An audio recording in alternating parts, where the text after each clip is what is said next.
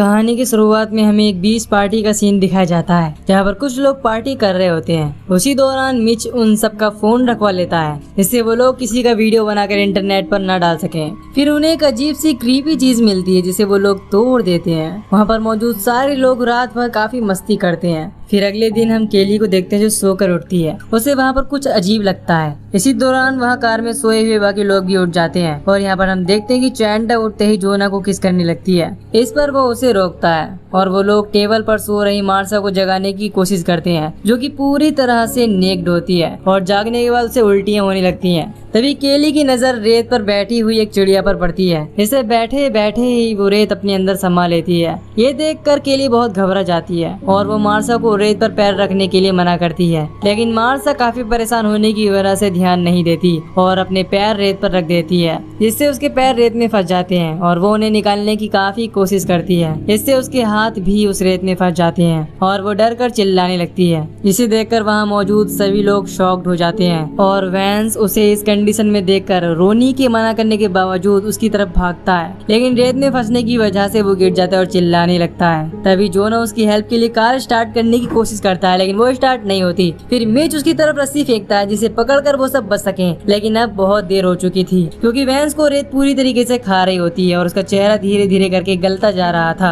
इससे उसे बहुत ज्यादा पेन हो रहा था और देखते ही देखते उसका पूरा शरीर रेत के अंदर समा जाता है और वहाँ पर मौजूद किसी को भी ये समझ नहीं आ रहा होता कि वहाँ पर क्या हो रहा है। अब तक ये लोग बहुत डर जाते हैं, जिसके बाद मिच उन सबको ये विश्वास दिलाने की कोशिश करता है कि वैंस भले ही मर गया है लेकिन वो सब ठीक ठाक है और यहाँ से बचकर निकल जाएंगे। इसके बाद वो जोना को कार स्टार्ट करने के लिए कहता है, लेकिन यहाँ पर काफी कोशिशों के बाद भी कार स्टार्ट नहीं होती। फिर केली रेत में अपने हाथ ऊपर से दिखाती है, इससे रेत में अजीब सी हलचल होने लगती है। फिर हम गिलवर्ट को देखते हैं जो ट्रैश कैन में फंसा हुआ होता है। वो जगने के बाद उन सबको आवाज देने लगता है जिससे वो उसे बाहर निकाल सके, लेकिन वो उसे हिलने के लिए मना करते हैं और कहते हैं कि इस रेत में कुछ है, अगर तुम इसमें गिर गए तो मारे जाओगे। लेकिन उसे इस बात पर यकीन नहीं होता और लगता है कि वो उसके साथ मजाक कर रहे हैं। पर मिच उसे विश्वास दिलाता है कि उनके पास 2 घंटे के अंदर हेल्प आने वाली है, इसीलिए उसे सिर्फ थोड़ी देर इंतजार करना है। इससे वो मान जाता है। फिर जब केली उससे पूछती कि उसने ऐसा क्यों किया तो वो बताता है कि इससे उसके पास एक उम्मीद होगी, क्योंकि बिना किसी उम्मीद के एक ट्रैश कैन में फंसे रहना उसके लिए नामुमकिन हो जाएगा।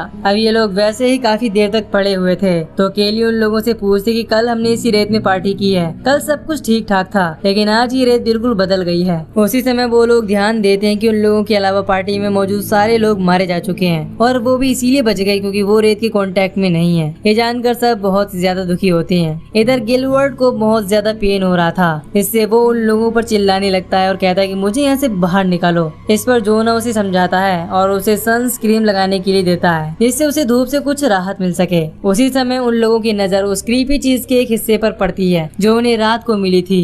वो अब 2 टुकड़ों में दिख रही थी। इसे देखकर उन्हें पता चलता है कि वो एक अंडा था। इससे उन्हें ये बात कंफर्म हो जाती है कि इस अंडे से कोई न कोई मॉन्स्टर निकला है और उसी वजह से रेत के संपर्क में आने से लोग मारे जा रहे हैं। इसके बाद उस मॉन्स्टर का आकार यानी कि साइज जानने के लिए केली हॉट डॉग फेंककर चेक करती है तो इस दौरान उन्हें पता चलता है कि वो काफी बड़ा है और दूर तक फैला हुआ है। जोना वहाँ जाने के लिए कहता है, लेकिन उसे चैंडा मना करती है और रोनी उसे समझाने की कोशिश करती है कि यहाँ पर काफी देर तक कोई नहीं आने वाला, क्योंकि बाकी लोग जो गायब है उन्हें भी कोई देखने नहीं आया। इसके बाद जोना स्केटबोर्ड की मदद से आगे बढ़ना शुरू करता है और उसका ये आइडिया काम कर जाता है, लेकिन जब वो किसी तरह से टेबल तक पहुंचता है तो उसी दौरान उसका स्केटबोर्ड खिसकने लगता है। हालांकि वो संभलने की काफी कोशिश करता है तभी रेत से कुछ खतरनाक रोए निकलने लगते हैं जो उसके पेट पर हमला कर देते हैं, लेकिन वो हिम्मत नहीं हारता और किसी तरह से टेबल पर चढ़ जाता है। पर उसी समय उसकी नजर अपने पेट पर पड़ती है जो बुरी तरीके से घायल हो गया था। इसे देखकर बाकी सब लोग बहुत डर जाते हैं, लेकिन वो दोबारा उठकर बैग में सामान चेक करने लगता है और उसे बैग में एक केला मिलता है जिसे वो खाने की कोशिश करता है, लेकिन इससे उसे उल्टियां होने लगती हैं और तभी सबकी नजर उसके पेट की तरफ पड़ती है जो पूरी तरह से सड़ रहा होता है और उसमें छाले पड़ने लगते हैं, जिसे देखकर वो भी बहुत ज्यादा डर जाता है। केली उसका हौसला बढ़ाती है और उसे बैग में मौजूद सामान सबको देने के लिए कहती है। वो एक एक करके सबको उसमें से ड्रिंक्स देता है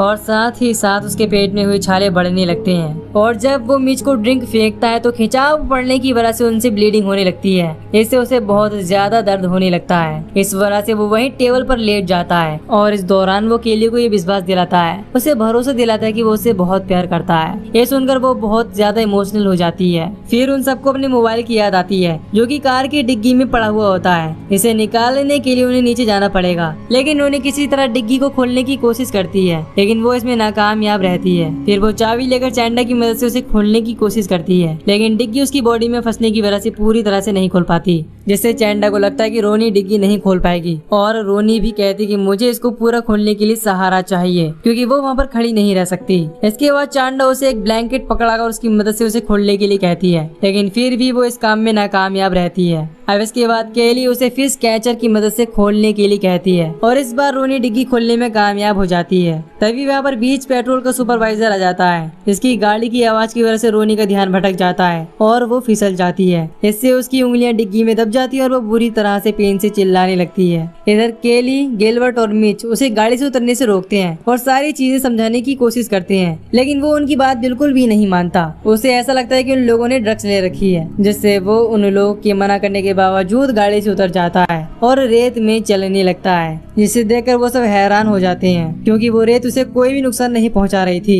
फिर जब वो जोना के पास पहुंचता है तो उसकी पेट की हालत देखकर उसे काफी अजीब लगता है। इसके बाद वो गिलबर्ट को उस कैन से बाहर निकालने की कोशिश करता है, लेकिन वो उसे नहीं निकाल पा रहा होता।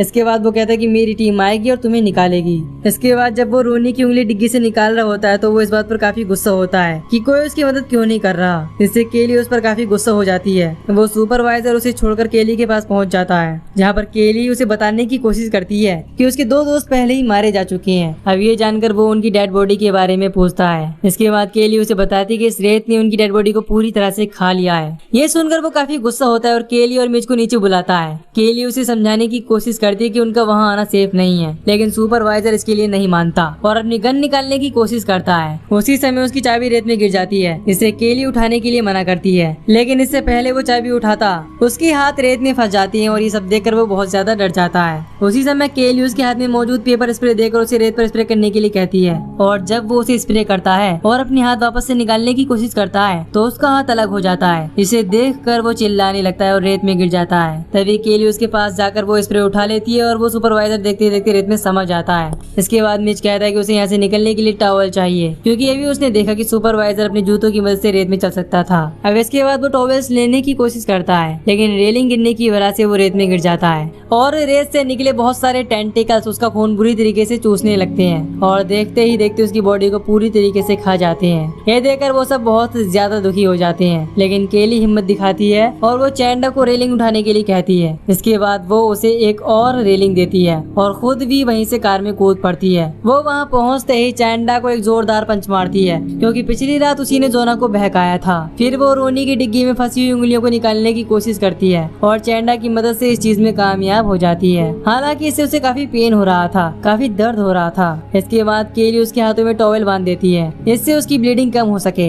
इधर गिलबर्ट की हालत बहुत ज्यादा खराब हो रही होती है। कैन में फंसे होने की वजह से अब उसे ब्लीडिंग भी हो रही होती है, जिससे रेत में मौजूद टेंटिकल्स उसकी तरफ अट्रैक्ट होने लगते हैं। इधर केली चैंडा की मदद से उन रेलिंग्स को जोना तक पहुंचने के लिए रेत में डालती है और उसकी मदद से चैंडा जोना के पास पहुंचती है। फिर केली रोनी को वहां से निकालने के लिए कहती है। वो कहती है कि मेरे हाथों से ब्लीडिंग हो रही है, इसके रेत में गिरने से वो उन टेंटिकल्स को अट्रैक्ट कर लेगी, इसीलिए पहले तुम जाओ। अब इसके बाद केली भी जोना तक पहुंच जाती है। इसके बाद रोनी जोना की तरफ चलने की कोशिश करती है और थोड़ी दूर चलने के बाद उसके हाथों से ब्लीडिंग होने लगती है, जिसे देखकर उसका बैलेंस बिगड़ने की वजह से वो रेत में गिर जाती है और वो भी बहुत ही बुरी तरीके से मारी जाती है। फिर हम देखते हैं कि गिलबर्ट के ट्रैश कैन में भी बहुत सारे रोए आ जाती हैं, क्योंकि गिलबर्ट का खून टपक रहा था। इधर चैंड अपने पैरों में टॉवल और बैग लपेटकर सुपरवाइजर की गाड़ी तक पहुंच जाती है, जिससे वो काफी खुश होती है। लेकिन इसी दौरान गिलबर्ट का कैन उस रेत में निकले टेंटिकल की वजह से खिसकने लगता है और जब उसका कैन हिलना बंद होता है तो उसके कैन से कई सारे मॉन्स्टर के क्रीपी हैंड्स निकलते हैं, जो उसे कैन के अंदर खींच ले जाते हैं और वो भी मारा जाता है। इससे हमें ये भी पता चलता है कि धीरे धीरे वो मॉन्स्टर बड़ा और स्ट्रॉन्ग भी हो रहा है। तभी वो मॉन्स्टर गाड़ी पर भी हमला कर देता है, जिससे चैंडा गाड़ी पर ही स्लिप हो जाती है और गिरने की वजह से बेहोश हो जाती है। इससे केली बहुत परेशान हो जाती है। इसके बाद बड़ी मुश्किलों के बाद चैंडा रात में जागती है और वो एयर क्लियर बाथ टब की मदद से जोना को कार के अंदर बिठा लेती है। लेकिन जब केली कार के अंदर आती है तो उसी समय मॉन्स्टर उस पर अटैक कर देता है और गाड़ी का गेट बंद कर देता है। जिसके बाद केली गाड़ी के ऊपर चढ़ जाती है।